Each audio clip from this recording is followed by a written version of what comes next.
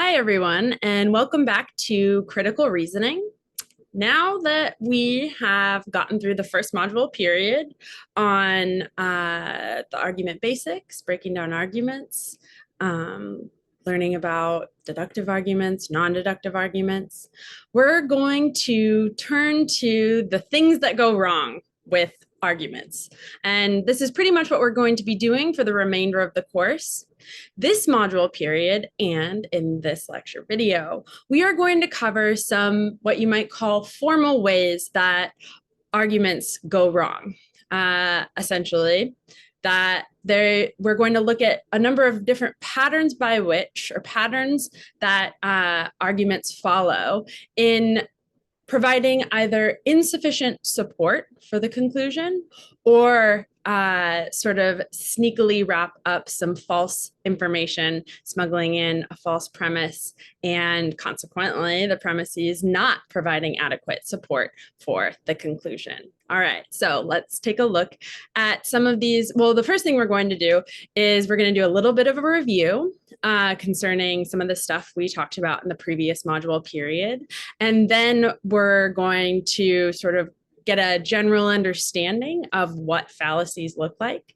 And then we're going to get into some specific fallacies, categories of fallacies, and so on. So,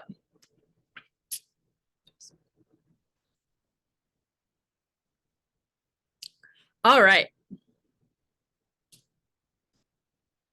We talked about deductive arguments, remember, and their deductive arguments are good deductive arguments when the premises are true, and then as a result, the conclusion must be true, right? Guarantees the truth of the conclusion.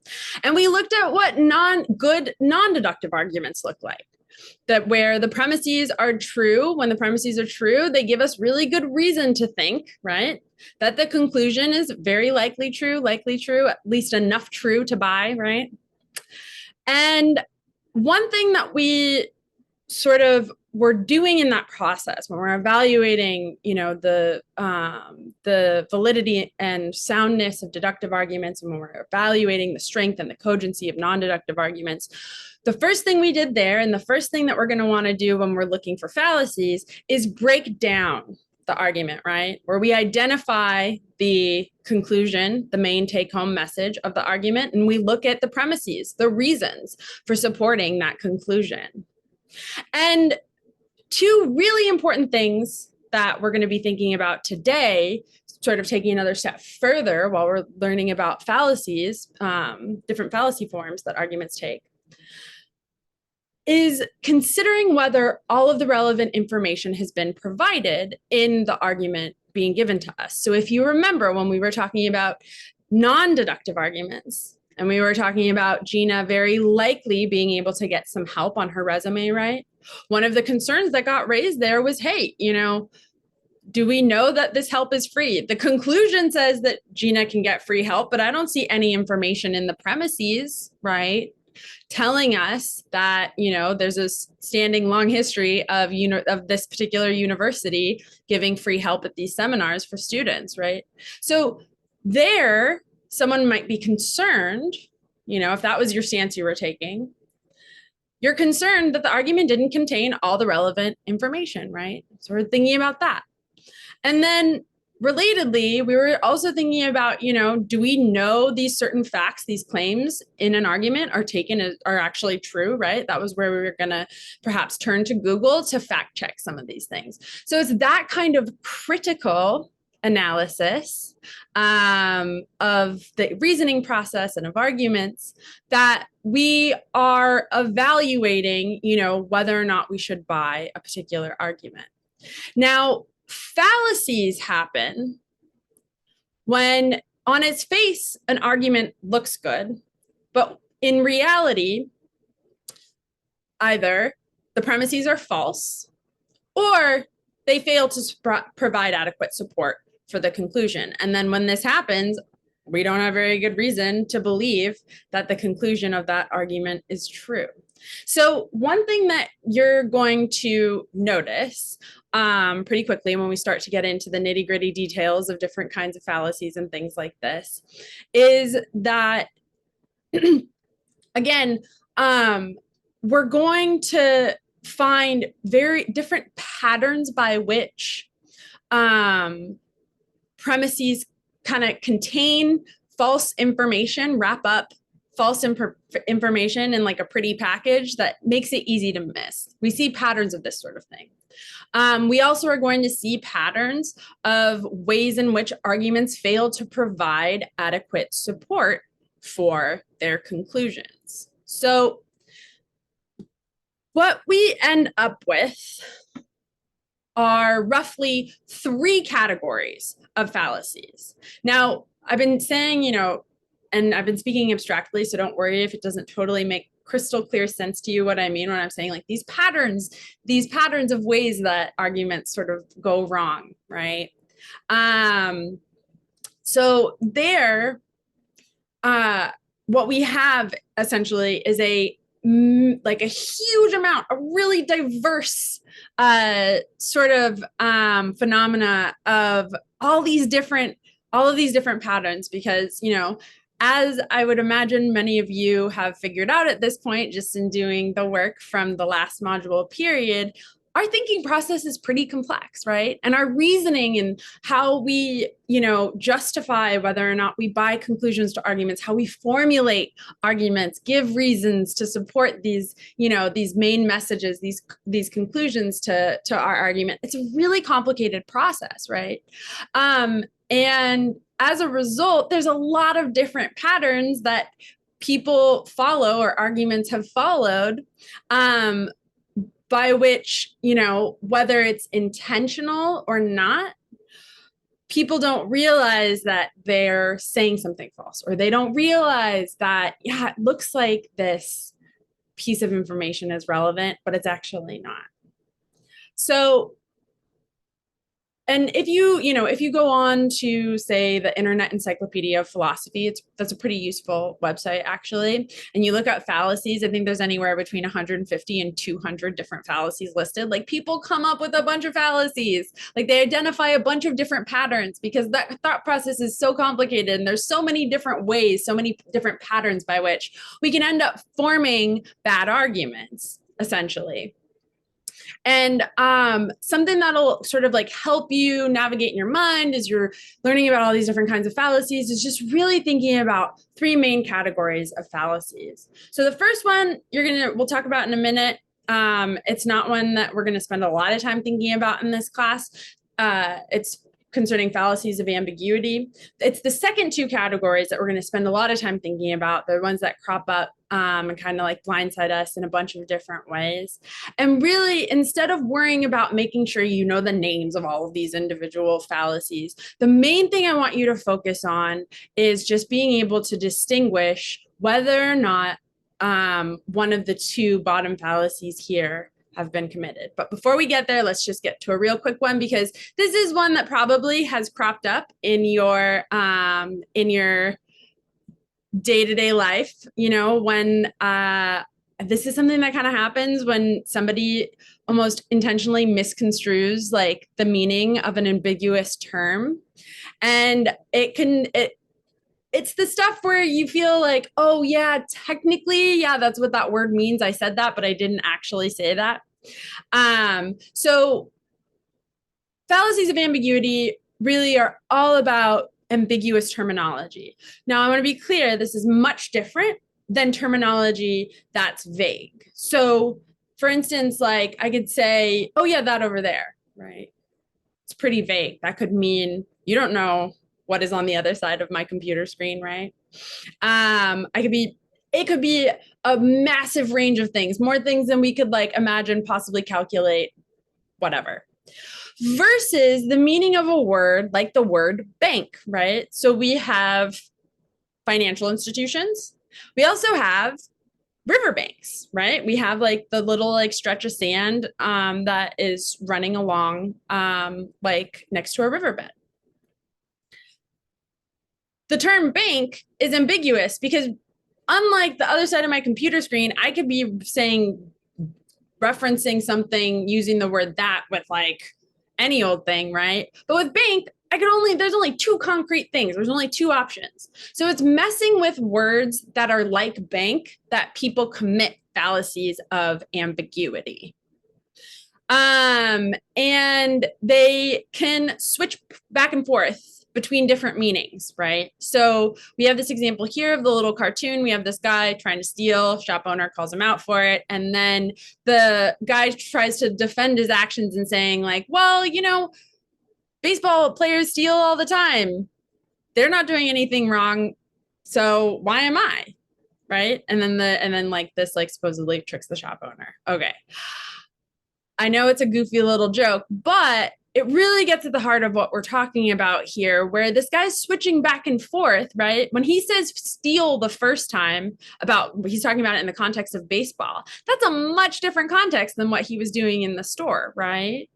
So he's switching back and forth between the different meanings, which ultimately ends up putting false premises into his argument, right? Because he's talking about one thing and he's making a sort of he's saying it's the same thing, it's false equivocation, like of another thing. It's not really, he's like mixing it up. So the stealing that he's referencing is not the stealing in baseball, right?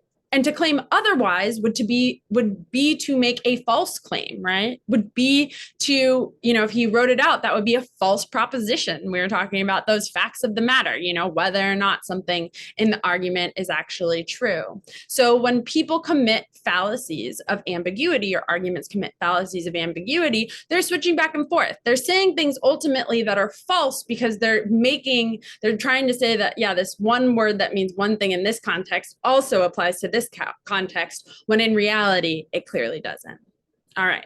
So now we're going to move on to the two bigger categories. The first category we're going to talk about are fallacies of relevance. Now, there is, like we were talking about with Gina, right? Like there was more relevant information missing, right? Like, where did this free come from? I don't see anything about free in the premises of this argument. I just see it at the end in the conclusion. That's the kind of problem that we're going to have in general with these kinds of fallacies. So fallacies of relevance occur when one or more of the premises is logically irrelevant or unrelated to the conclusion. And consequently, the truth of the premises do not give us good reason to believe that the conclusion is true, right? Like, we need more evidence. I need better reasons. Ultimately, it doesn't matter whether or not an irrelevant premise is true, because it doesn't actually provide support for the conclusion, right? And if it doesn't matter whether or not the premise is true, then, and we'll see how there are ways that we can be sort of tricked into thinking, people can trick themselves into thinking that there is some kind of relevant information without necessarily realizing that we shouldn't be worried about, say, some bit of information, this bit of irrelevant information, in evaluating the truth of the conclusion. All right, so let's take a look at some specific concrete examples. I know I've been talking about this in the abstract, so hopefully some specific examples will help sort of nail down the thing that I've been speaking more abstractly about. Okay. So our first fallacy of relevance we're going to think about are ad hominem fallacies. Ad hominem fallacies happen when arguments use some sort of personal attack as evidence that someone's conclusion is false.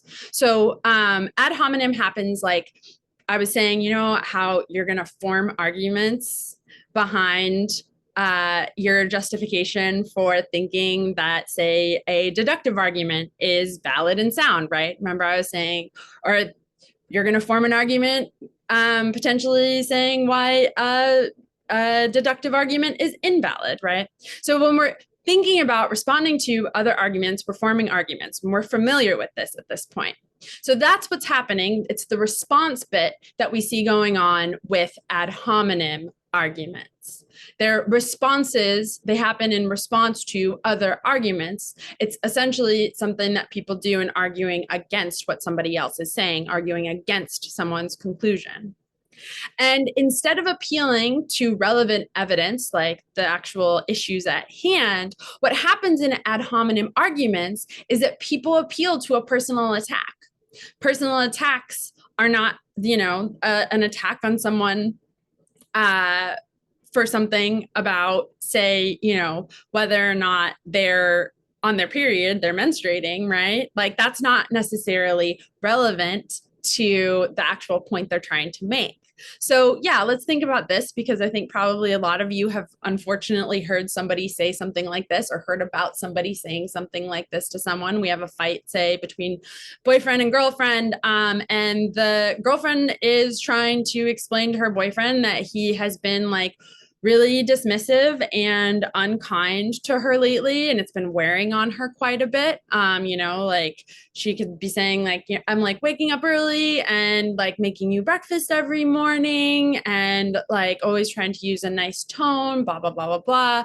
And like you're really grouchy with me, you very rarely text me back. I've been taking care of all of the cleaning in the house, so on and so on and so on. Like the way you've been treating me hasn't been like very kind lately, and I think that you really need to like change some of your behavior, right? And now imagine in response her boyfriend says, oh, what is it, that time of the month again, right? So like dismisses I mean, that's essentially a way to say like, no, I shouldn't have to try to change my behavior. And he doesn't even engage with any of the reasons she provided as proof that he wasn't being very kind to her as of late and that he needed to change his behavior, right? So he's presenting irrelevant evidence as a way to dismiss her conclusion. And his argument is not a very good one because whether or not she's on her period, the evidence stands, right? I mean, we can set aside the fact that there is very inconsistent, or rather there's no substantial like evidence done on like the hormonal effects of of somebody who menstruates. Like there are most certainly some people that deal with like certain like emotional, like they might get really sad, maybe they do tend towards anger. Like there's those that definitely exists for some people, but it's by no means something that happens across the board. There's a ton of variation. Like a lot of people don't feel anything. So like even if we set aside the fact that like this correlation that he's trying to draw between, say, her being like extra like grumpy or feeling sensitive simply because like she's on her period, like setting aside that just being a flat out sort of that's like an unjustified assumption to make, not supported by actual like scientific evidence, even setting that aside, it still has nothing to do with the issues that she was raising. It has nothing to do with like why he's been dismissive and hasn't been cleaning up after himself and like never says thank you or hi, good morning, I love you, right? None of that stuff gets addressed. Instead, he just makes a personal attack. Okay. The next fallacy of relevance we're going to talk about is a fallacy that happens during a deductive or happens within deductive arguments. And that fallacy is called affirming the consequent. So we have this term, conditional statements. I'm not sure if any of you have heard of this term before, but all conditional statement means is somebody makes an if-then statement. For example, if I go to the store later, then I will get some milk, right? So this, we have a conditional statement. Within that statement, we have something called the consequent, getting some milk, and we have the antecedent, going to the store, all right? And what happens in an argument that affirms the consequent is that someone says, just because the consequent is true, therefore, just because the consequent is true, therefore the antecedent happened.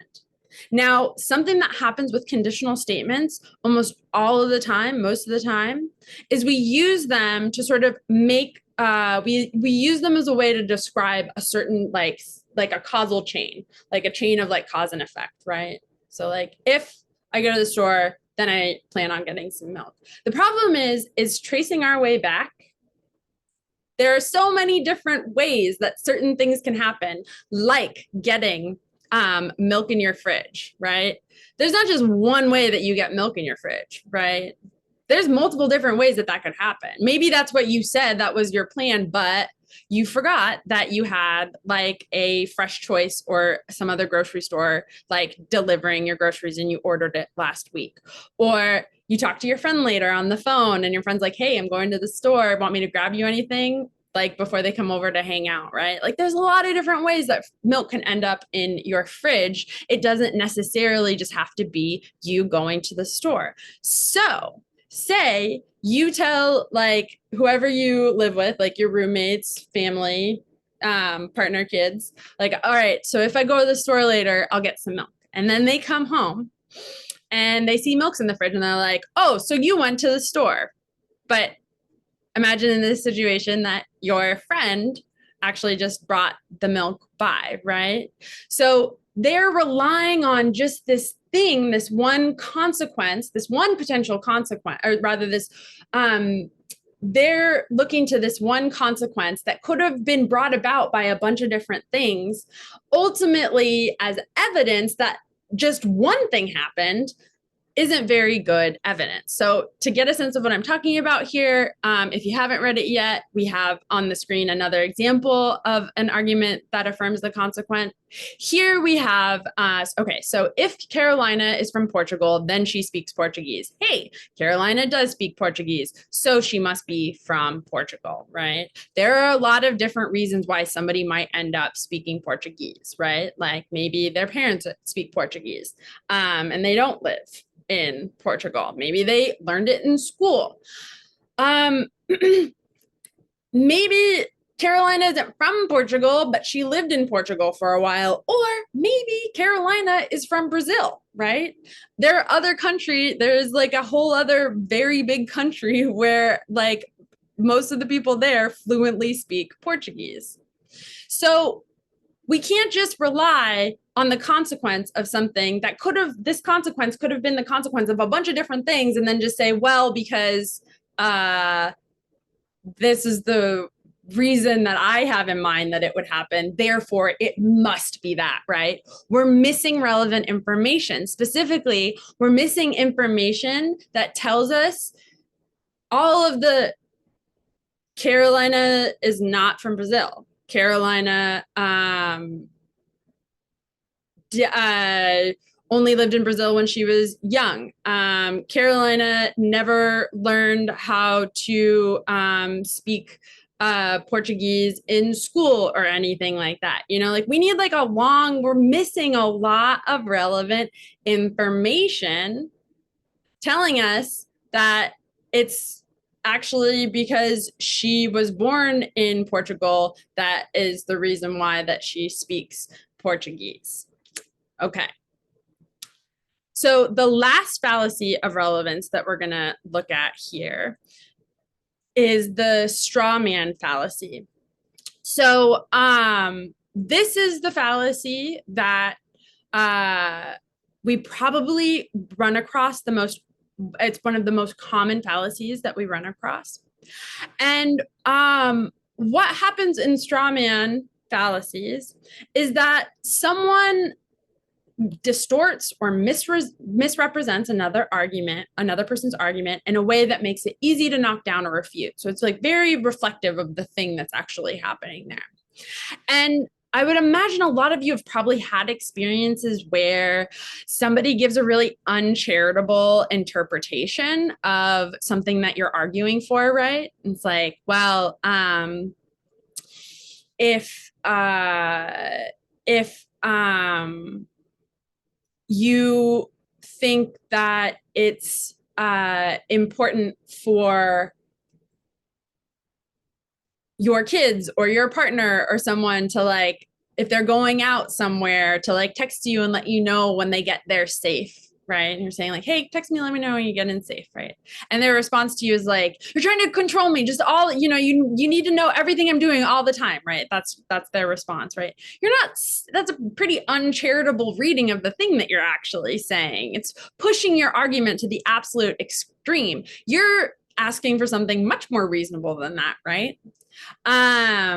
Another way that we see strawman fallacy pop up are when people misunderstand arguments. And that happens a lot because oftentimes in order to understand another argument, we have to kind of summarize it.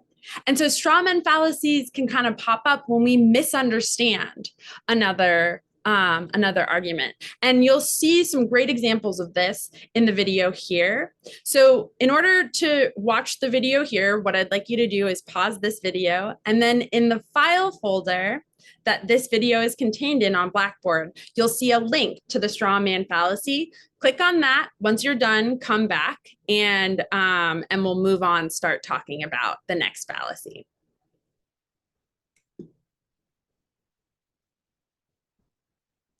All right, so now we're going to talk about fallacies we're going to talk about another very, very common fallacy. This fallacy is referred to as a red herring. Another way you can think about, another name that you can like give this fallacy is essentially the stinky fish fallacy. So the idea of a red herring came from essentially this image of people going hunting with a dog, right? And dogs, with their very sensitive sense of smell, would they giving the dog like the scent of something that some like prey you're going after, and then the dog with its nose staying on target to like find that kind of prey. And so the image here sort of like supposed to be an analogy for what happens in an argument, whereas like you're doing your critical reasoning, like you're thinking about things, being responsible, like staying on target, and then someone throws a piece of irrelevant but very stinky, very noticeable evidence your way, and it distracts you, so you run the other direction. So you have this dog staying on target, going after the prey, trying to find this thing, and some stinky fish gets thrown across their path, and so they get distracted and go and pay attention to the stinky fish, aka a red herring is a fish, for anyone who doesn't know. So that is again, this is a very, very common thing that we see happen, and oftentimes people don't even realize that they're doing it, where there's just something that feels so relevant to them in a conversation and like so important to like exchange a back and forth about. They don't realize that the thing that they're focusing on is actually not at all relevant to the conversation. So again, like you did with the previous video, you can pause this one and click on the link to the red herring video that is contained within this folder. So yeah, once you're done, we'll come back and move on to the next category.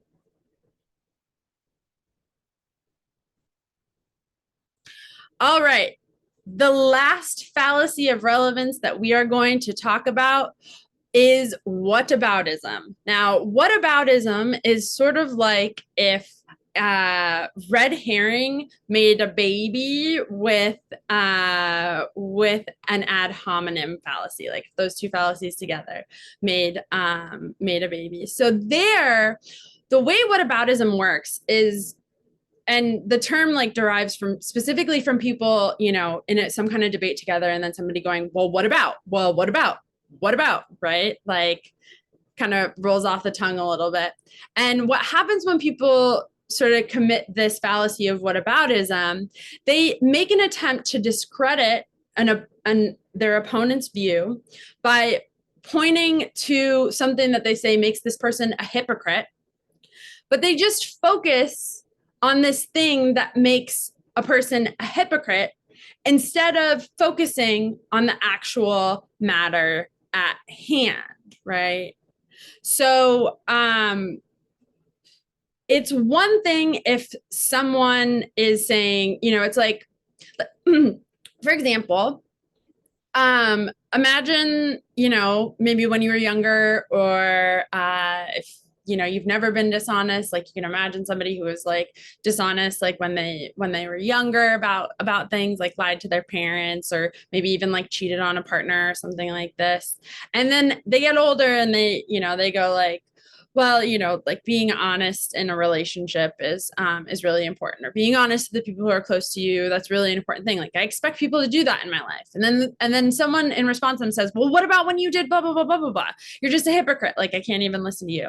That doesn't seem like a very good refutation of their argument, right? Especially when that person came to that conclusion. It's good to be honest because of their life experiences, right? They're not necessarily being a hypocrite. I mean, maybe if they're getting really upset with somebody for lying to them, and not like if they say they lied to their parents when they were a teenager a bunch, and then they get really upset at their kids when they lie to them and they forget that they were that age once too, and like fail to like really like be compassionate there. But at the end of the day, just because somebody is being a hypocrite doesn't necessarily mean that their argument is bad. You need to look at the actual issues in their argument in order to say whether or not that person is a hypocrite. And sometimes hypocrisy might make sense for us to like bring up. Like maybe sometimes like if somebody's applying a double standard, I think that probably everybody here has like witnessed or experienced a scenario where you have like two siblings, one of the siblings gets to like stay up late or gets an extra piece of candy or more time on an iPad or something like this, and the other one doesn't, right? The other one who doesn't get it is going to be like, hey, what's up? My sibling, like my sister got that piece of candy, got to stay up later. Like, why don't I get to do it too? That's a totally relevant question, right? Like saying, all right, well, so it looks like you have a bit of a double standard for us. Can you explain to me the difference in this treatment? That is a relevant question to ask. But just saying you're a hypocrite, I should be able to, get that extra piece of candy, or I should be able to stay up late, full stop. That commits the fallacy of whataboutism. So to give you a little bit of a better sense of this, you're going to watch this video, this John Oliver clip. And so go ahead, pause the video. The link is in the folder where you found this lecture video. And once you're done, come on back and we'll move on to the next category of fallacies. All right. The next and last category of fallacies we are going to talk about are fallacies involving unwarranted assumptions. Okay. So here, what we have are arguments where an assumption is made that is not supported by the evidence. And as you're going to see very quickly, there are certain patterns that these kinds of unwarranted assumptions follow in arguments. For example, arguments where someone employs circular reasoning. All right. So circular reasoning happens when the reasoner begins with what they were trying to end up with. So let's give you an example. We have this little pig asking the ram what the ram thinks happens when you die, and the mouse says, Google it. And the ram responds, Google isn't this all-powerful, all-knowing thing. There are some things that Google cannot even help you with, right? That's the argument. And then the pig responds, which things are those? And the mouse responds, refuting the ram's argument, Google it. And then the ram says, I give up. And the pig falls for all of it, right? I praise all to Google. So what happens there is that the mouse is using the assumption that you can find everything on Google as evidence that you can find everything on Google. So if you think that through a little bit, you can probably feel the circle, right? Similarly to circular reasoning, we have arguments that beg the question. They're very similar to arguments that employ circular reasoning. Begging the question happens when someone's conclusion is just a rewording in the premise of their argument. So the big difference between begging the question and circular reasoning is the reasoning behind, sort of like a hidden assumption behind the argument, is like an unwarranted assumption that the conclusion is true. And in arguments that beg the question, the person who's committing the argument kind of says it out loud, right? Like you can think of circular reasoning as not saying the quiet part out loud and begging the question as saying the quiet part out loud, where they just make it pretty explicit, like this example here with the man who's holding the book that some author entitled The Truth, right? And then the author just stated on the book, everything this book says is true. Now we can imagine the guy in the green shirt saying, I don't know, how do you know that? And then the guy, the angry, like red-faced guy responds, well, it says so right here, right? So that person makes this unwarranted assumption, essentially, that the conclusion is true without providing any real evidence that this is the case. But they say that out loud.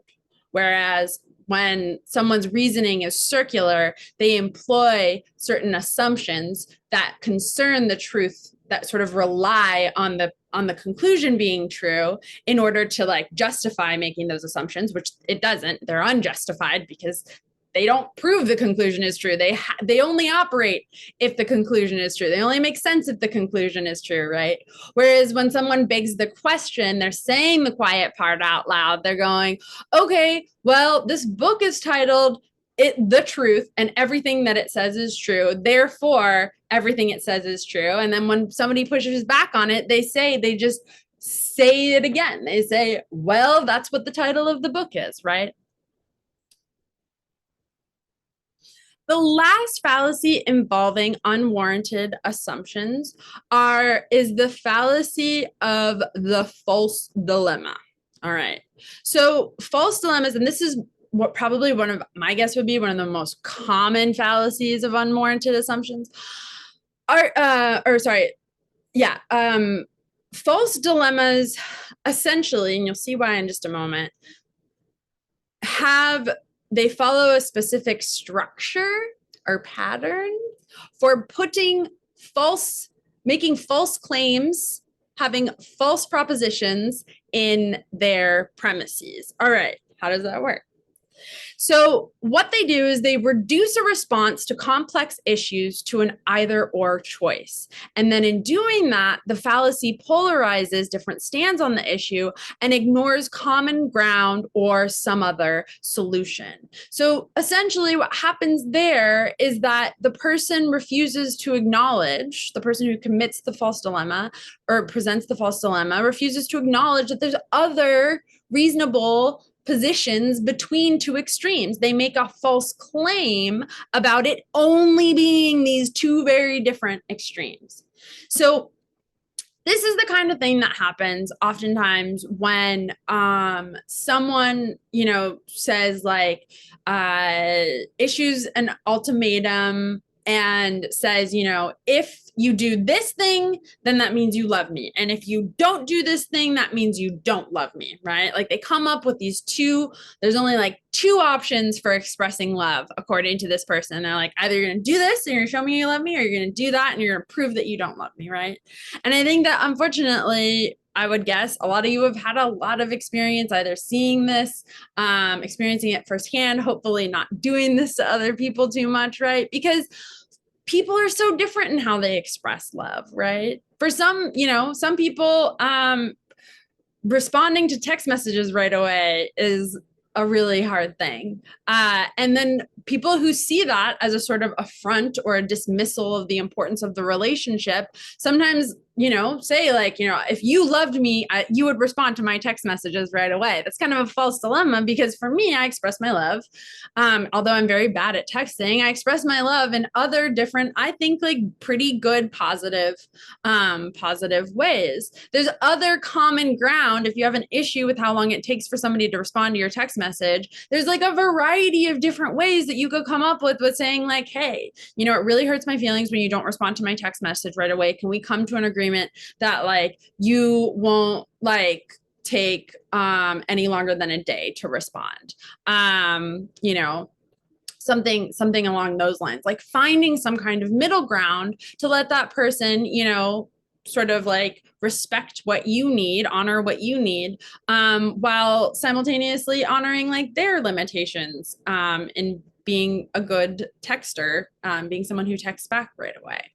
But if you say, like, either you're going to go to this family function or you're going to do this thing with your life or whatever, and you're going to prove that you love me and like you appreciate the things that I've done with you, or you're going to go off and do whatever you want and prove that, you don't care about any of the things that I did for you. Like, you don't love me, right? Like, that is an oversimplification of the situation. There's, again, so many different ways for a person to express their love. And when someone presents that false dilemma, right, they're saying something false because that, there's a bunch of different ways for people to express love. There's a lot of middle ground that you can find in that argument, instead of just polarizing it, saying either you're on my side, either you're with me or against me, or something that, I think I at least have heard a lot. I don't know how many of you have heard somebody say something along the lines of, in the United States, you either love it or you leave it. Something that people will say in response to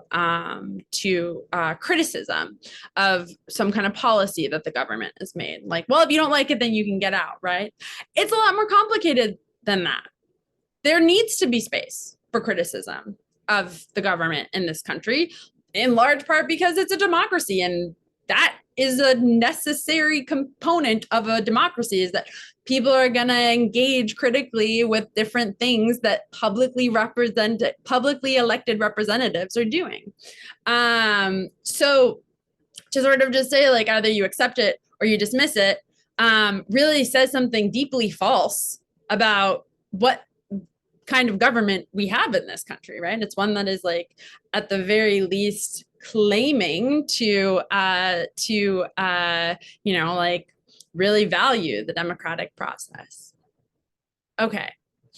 So the last fallacy involving unwarranted assumptions that we're going to talk about are fallacies involving slippery slopes. So one thing I want to say right off the bat is that probably, I would guess, at least half of the people in this class have at some point heard someone say, I don't know, that's a slippery slope.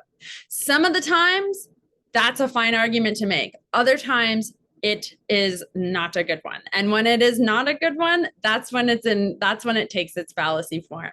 So how do slippery slope arguments work? Well, they happen when the evidence does not support the predictive outcome. So I think you probably could figure out in your mind now when slippery slopes are, when it's fine to appeal to a slippery slope. When you have evidence that something is, if this happens, it's very likely this other thing is going to happen, right? Then you are making a warranted assumption about something that is going to happen in the future. So before we get into how this goes wrong, let me just explain a little bit more about what this looks like when it goes right. My cat would like to eat all of the time. My cat likes to talk a lot. If I gave my cat food every time my cat meowed, or even just like a couple of times, really, he's going to start meowing a lot. So imagine I have a friend come over and my cat's meowing. And I'm like, okay, it's fine. Like, I pet him for a little bit. My friend's like, oh, maybe he's hungry. You should give him some food. And I go, that is a slippery slope. If I start doing that, he is just going to be meowing all the time. I have good evidence for that, right? In the past, perhaps, maybe, I made the mistake of giving him food when he was meowing, and then he ended up eating a lot, barfing it up, sorry. And it wasn't fun. I have experience. I have evidence. I have good reason to say that this predicted outcome of cat meowing a lot is likely to happen if I start giving him food in response to the meows. Now, when does this go wrong? Well, oftentimes we see it go wrong when people are making predictions about how other people are going to behave. It's hard to make predictions in the future, right? Like, I've had a lot of experience with my cat. I think a lot of people can say that they can make pretty good predictions, maybe about things that like their kids gonna do, like if their own children that they've had experience with.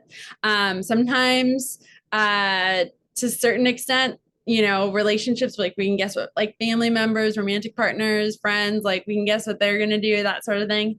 But most of the time, when slippery slope goes bad, when it gets into that fallacy territory of making an unwarranted assumption, is when people are making like your alarm bell should go off when you hear something about slippery slopes and like the nature of people. Okay. Like if it's, yeah, like humans are just so selfish. So if you just if you put them in situations where they can be selfish, it's a slippery slope, they're just going to go haywire. Right. You really want to be careful with that sort of thing, because and especially when it comes to like permitting certain actions. So you're going to see this in the video in just a moment. But what saying like, all right, well, if we let so and so do this, if we let the kids do that, then this thing is going to happen and that. And it's like, well, how are you going to know? Especially when we're talking about larger populations of people, like, oh, Gen X, Gen Z, Gen Y, if you do this, then they're going to do this, right? Like, we're talking about a super diverse population of people, right? How do we know in general how all of them are going to respond? There are entire fields of science that are dedicated to being able to predict that kind of behavior. And unless you're looking at that evidence and talking about that evidence, you are very likely committing a slippery slope fallacy when you try to say, well, if we let them do that, then they're going to go, right? So watch the video here. Again, pause this one. You can pop over in the same file, watch the logical fallacy video. I know they're a little goofy, and you'll see another example of how that works.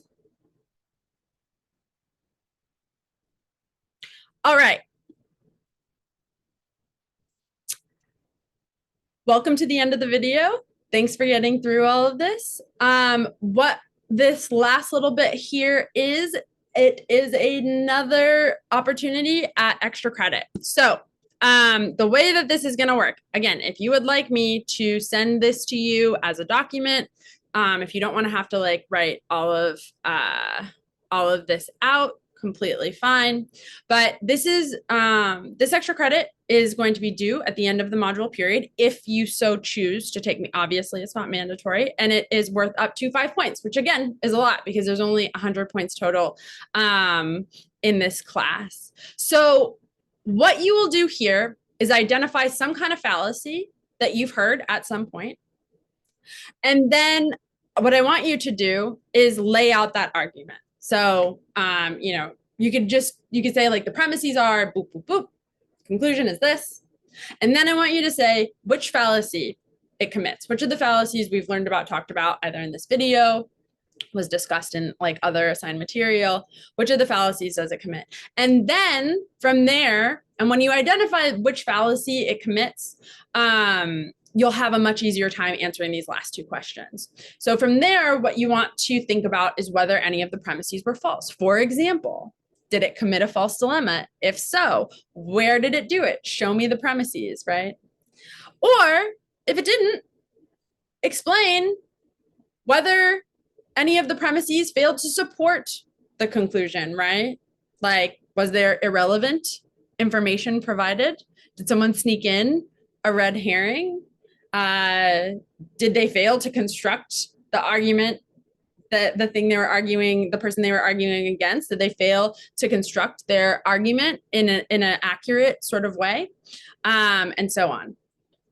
So again, you email that to me. Be sure to include 5169 in the subject line if you so choose. Again, this is just extra credit worth up to 5 points. And if you would like me to send you a document where I have the text written out for you, you're welcome to do so. All right.